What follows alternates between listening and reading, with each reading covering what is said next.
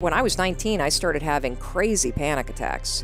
And they got so bad that I took medication, and medication was a godsend for me. I took Zoloft for 2 decades. So when it comes to self-doubt and to how we can torture ourselves with our thoughts, boy, have I lived that nightmare. A lot of times, people look at where you are now.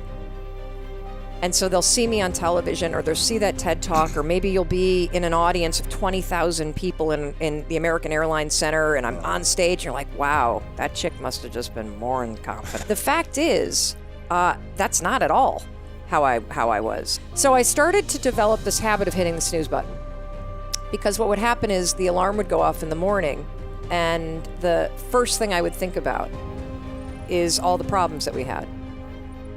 And how awfully things had gone off the tracks. I was stuck, Lewis. I was so stuck. We were heading straight for divorce.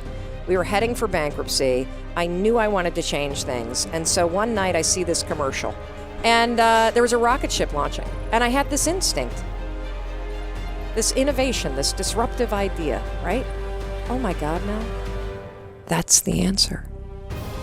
Tomorrow morning, you're going to launch your ass out of bed.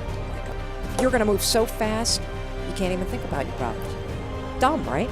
And see, this is the knowledge action gap. You can know what you want, you can know what you should be doing, but how do you make yourself do it when the feelings and the motivation isn't there? So the next morning the alarm goes off, and nothing had changed in my life. I woke up to the lien on the house, the fighting with Chris, the unemployment, the lack of confidence, the lack of courage, the whole thing. But I did something I had never done before. I went 5, 4, 3, 2, 1. Just like NASA. I actually counted. And then I stood up. Next morning I used it again, it worked. The next morning I used it again, it worked. And then I started to notice something, and what I'm about to tell you is right under everybody's nose.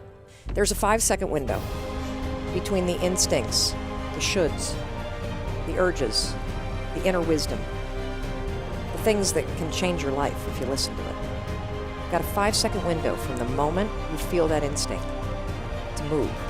And if you don't, your brain is actually designed to kill it. 5 seconds is all you have.